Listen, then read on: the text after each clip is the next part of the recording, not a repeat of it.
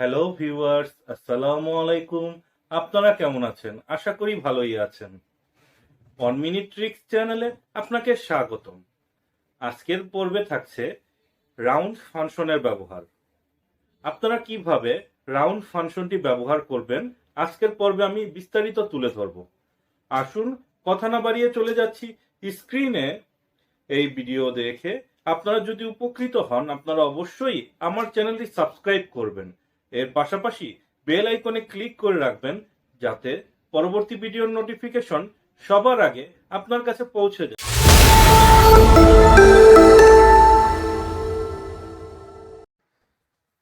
এখানে আমরা শুরুতে রাউন্ড, তারপর রাউন্ড আপ, তারপর রাউন্ড ডাউন এই তিনটি ফাংশনের কাজ দেখব। ইকুয়াল সাইন প্রেস করে ROUND রাউন্ড লিখে ট্যাব বাটন প্রেস করে ফাংশনটি অ্যাক্টিভেট করব। তারপর এটার প্রথম সিনট্যাক্স হচ্ছে নাম্বার। নাম্বার হিসাবে আমি প্রথম যে সেলটা আছে সেটা সিলেক্ট করব, কমা দেব, নাম্বার ডিজিট আমরা এখানে 0 দেব। 0 দেওয়ার অর্থ হচ্ছে দশমিকের পর 5 বা 5-এর উপরে যে সংখ্যা থাকবে সেটাকে রাউন্ড করে সে উপরে ডিজিট অর্থাৎ +1 যোগ করবে। 5-এর নিচে কোনো সংখ্যা থাকলে দশমিকের পর সেটা মাইনাস করে দেবে। তো এখানে দেখুন 149.42, যেটা 149 চলে এসেছে। তো আমি যদি পুরো ডাটাটা ফিল হ্যান্ডেল করি আপনারা দেখতে পাবেন দশমিকের পর 5-এর উপরে যেগুলো আছে সেটা রাউন্ড হয়ে গিয়েছে, 5-এর নিচে যেগুলো আছে সেগুলো মাইনাস হয়ে গিয়েছে। আমরা এরপর রাউন্ড আপ ফাংশনটি অ্যাক্টিভেট করে সেলটা সিলেক্ট করব, তারপর কমা দেব, নাম্বার ডিজিট হিসাবে এখানেও 0 দেব। এখানে দশমিকের পর যে কোনো সংখ্যায় থাক সেটা রাউন্ড আপ করে দেবে, অর্থাৎ ওই সংখ্যার সাথে 1 যোগ করে নেবে।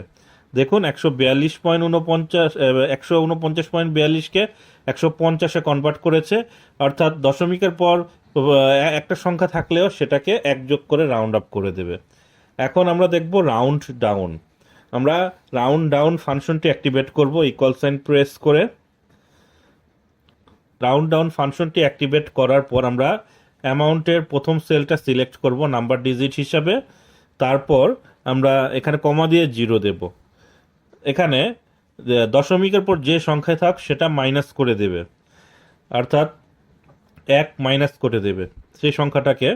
তো সেক্ষেত্রে 149 চলে এসেছে, দশমিকের পর সংখ্যাগুলো ভ্যানিশ হয়ে গিয়েছে, সবগুলোতে 0। তো আমরা এইভাবে রাউন্ড আপ এবং রাউন্ড ডাউন ফাংশন ব্যবহার করতে পারি। এটা তো ছিল দশমিকের পর কোনো সংখ্যাকে রাউন্ড করা। এখন আপনাদের কিছু অ্যাডভান্স লেভেলের রাউন্ড ফাংশনের ব্যবহার দেখাবো। আমি এখানে উপরের রোটা হাইড করে দ্বিতীয় রোটা আনলক করে নিলাম, ডাটাটা মুছে দিচ্ছি। এখন আমরা দেখব single digit round before decimal. ডেসিমেলের পূর্বে সিঙ্গেল ডিজিট আমরা রাউন্ড করতে চাচ্ছি, এক্ষেত্রে কি করব? এক্ষেত্রেও আমরা রাউন্ড ফাংশনটি অ্যাক্টিভেট করব। রাউন্ড ফাংশনটি অ্যাক্টিভেট করার পর আমরা নাম্বার ডিজিট হিসেবে প্রথম সেলটি সিলেক্ট করব, কমা দেব, তারপর -1 দেব। -1 দিয়ে এন্টার বাটন প্রেস করলে আপনি দেখবেন এটা 150 চলে এসেছে। দেখুন 149 ছিল, -1 হওয়াতে এটা দশমিকের পূর্বের সংখ্যা, অর্থাৎ দশমিকের পূর্বে প্রথম সংখ্যাকে রাউন্ড করে দিয়েছে। তারপর double digit round before decimal. আমরা যদি এখানে পূর্বের মতো অ্যামাউন্টটা ক্লিক করে তার নাম্বার ডিজিটটা সিলেক্ট করে -2 দেই, এখানে দুটো ডিজিটকে সে রাউন্ড করে নেবে। দেখুন আমি এন্টার বাটন প্রেস করব, এখানে 100 চলে এসেছে, কারণ 149 হচ্ছে 5-এর নিচে, অর্থাৎ 4 দ্বিতীয় ডিজিটটা যদি আমার 5-এর নিচে থাকে তাহলে সেটাকে রাউন্ড করে দেবে, এখানে 100 চলে এসেছে।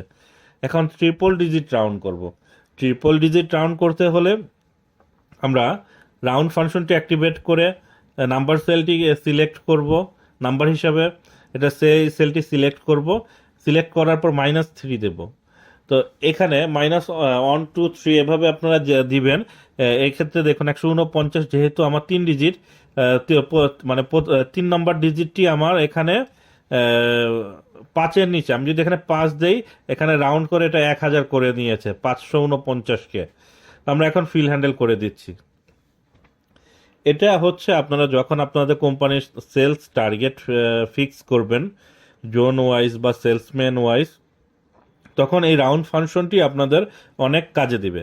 আপনারা এই রাউন্ড ফাংশনটি ব্যবহার করে আপনাদের এই সেলস বাজেট তৈরি করতে পারেন। ইভেন এক্সপেন্স বাজেটও আপনারা তৈরি করে নিতে পারেন। তো এখানে আমরা -5 দিলে 5 ডিজিট রাউন্ড হয়ে যাবে। এভাবে আপনারা মাইনাস যত দিবেন সেই কয়টা ডিজিটই এখান থেকে রাউন্ড হয়ে যাবে।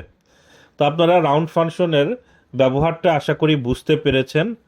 তো এই ভিডিওটি যদি আপনাদের কাছে ভালো লেগে থাকে, আপনারা অবশ্যই আমার চ্যানেলটি সাবস্ক্রাইব করবেন, এর পাশাপাশি বেল আইকনে ক্লিক করে রাখবেন যাতে পরবর্তী ভিডিওর নোটিফিকেশন সবার আগে আপনার কাছে পৌঁছে যায়। তো আজকের ভিডিও এই পর্যন্তই। আসসালামু আলাইকুম, আল্লাহ হাফেজ।